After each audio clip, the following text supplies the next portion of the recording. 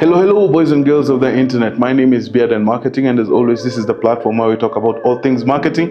If you like that kind of content, tell a friend to tell a friend. Let's continue growing our marketing community. Today, I want us to talk about why I think that micro-influencing will continue to grow as a trend in Kenya. And as we think about this, I would like us to do a case study of one very big influencer in Kenya. The influencer who I want us to do a case study on is Nyashinski, right? Nyashinski is a very big name in Kenya, right? Especially in music. Very, very big guy. He has quite a huge following on his socials. Everyone wants to work with Nyashinski, right? When he started off, I think he started off being brand ambassador for Johnnie Walker, which was very interesting, right? Because you can see that Johnnie Walker is targeting mostly your upper middle class and your high-end consumer in Kenya. And I think that consumer actually listens to Nyashinski, and that was a really, really good fit. He then released a song with Chris Kaiga, Haputu. And in that song, you could see that he was really trying to push in the Samsung Galaxy Fold. I might be wrong, but I think he was one of the brand ambassadors for Samsung, and he was pushing that flagship phone, right? So there was a lot of what people thought of Nyashinski. What brand managers thought when they were going to work with Nyashinski is that if you want to work with Nyashinski, you have to be selling a premium product. But then came along a product that I would say most Kenyans wouldn't consider premium, right? Tecno. So Tecno worked with Nyashinski, I think, last year.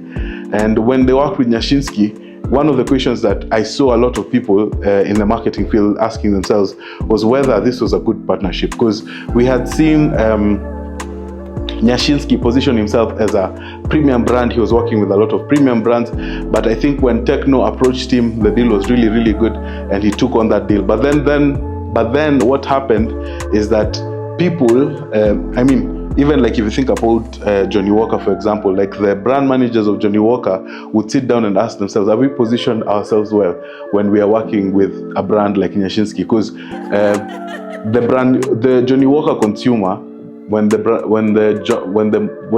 brand managers are almost personifying their consumers, you would say that the Johnnie Walker consumer probably has an iPhone, or probably a high-end Samsung, right?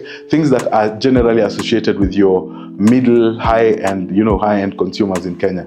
So the reason why I think micro-influencing is going to become really, really big is because brands want to position themselves in Kenya. They want to be known for standing for something, right? If you're a brand and you want to play in the high premium segment, you want to play in that high premium segment and dominate that high premium segment. That can be seen with what Johnnie Walker is doing. The kind of activations that they do are really, really, really good, right?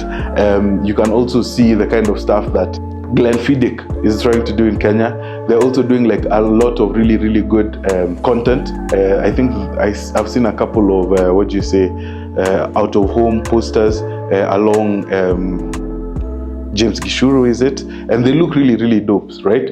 You want to position yourself, and when you find yourself working with a very big influencer who's catering to a very big audience, right, and various brands can fit into that big influencer, then it doesn't work with your brand, right? You want to be associated by certain people who fit with the brand that you're trying to communicate.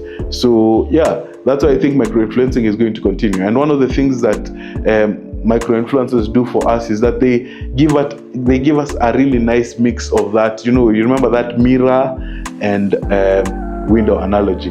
So your brand should be a window, because consumers should look at it and feel some element of aspiration, right? But your brand should also be a mirror, because the consumers should look at it and see themselves in it, right? Micro-influencers give us this it's like a perfect balance of that mirror, right? So the consumers are seeing themselves in it, and aspiration, right? It's not too far off, right? And it's a really, really beautiful mix, I would say.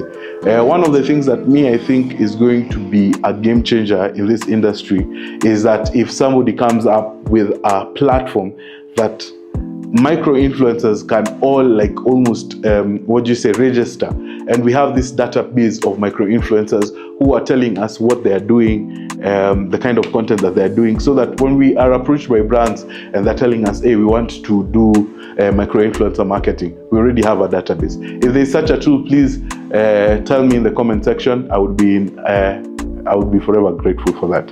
So yeah, that has been today's episode, boys and girls. This has been Beard and Marketing.